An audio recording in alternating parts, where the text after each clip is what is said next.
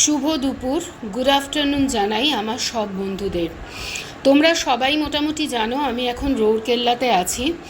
রৌরকেল্লাতে এটা আরেকটা খুব সুন্দর একটা জায়গা। এটাও একটা ধাম, একটা মন্দির। মন্দিরটা অসম্ভব সুন্দর, পুরোটা পাথরের।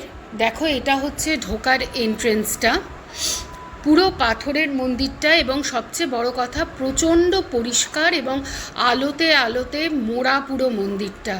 আলো ঝলমল করছে পুরো মন্দিরটাতে, অনেকটা বড় জায়গা নিয়ে। এই যে এই পাশটাতে দেখো, এই যে ডান দিকে এই পাশটাতে থাকার জায়গাও রয়েছে, এখানে থাকার জায়গাও রয়েছে, দোকান রয়েছে, অফিস রয়েছে এনাদের। এই হচ্ছে মন্দিরের এন্ট্রেন্সের পরে যে জায়গাটা, সেইখানটা। আর ওই যে ওপরে দেখছো, ওপরে হচ্ছে মন্দিরটা।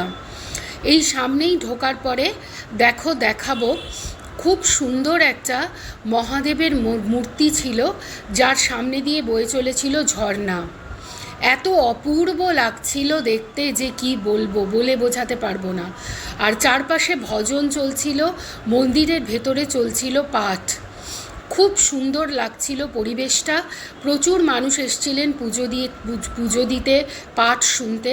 এটা হচ্ছে ওপরে ওঠার পর মেন যে মন্দিরটা, সেটাতে সেটা যেহেতু ওপরে, এই যে সামনে পুরোটা কিন্তু কাঁচের, মন্দিরটা পুরোটা কাঁচের, চারপাশ কাঁচের।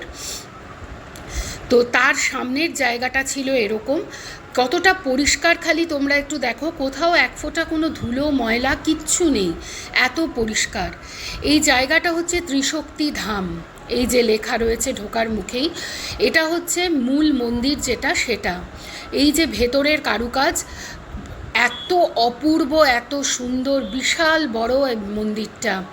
এখানে মহাদেব, গণেশজি, মা লক্ষ্মী, বৈষ্ণোদেবী, মা লক্ষ্মী, অনেক দেবতাদের অধিবাস ছিল, অনেক দেবতাদের বাস এখানে এই মন্দিরের ভেতরে। মন্দিরে এই যে পাঠ কথা হচ্ছিল, সবাই বসে বসে শুনছিল, আমরাও একটু বসেছিলাম। এটা হচ্ছে পেছনের দিকে, এটা হচ্ছে দেখো মন্দিরগুলো, এক একটা মন্দিরে এক একজন দেবতা অধিষ্ঠিত রয়েছেন।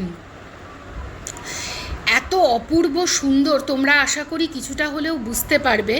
আমার খুব ভালো লেগেছে। আর সবচেয়ে ভালো লেগেছে এখানে প্রত্যেকটা মন্দির, প্রত্যেকটা জায়গা এত সুন্দর এবং এত পরিষ্কার। আর তার কারুকার্যগুলো দেখার মতো, দেখার মতো পুরো তার কারুকার্যগুলো। তোমাদের কেমন লাগলো বলো।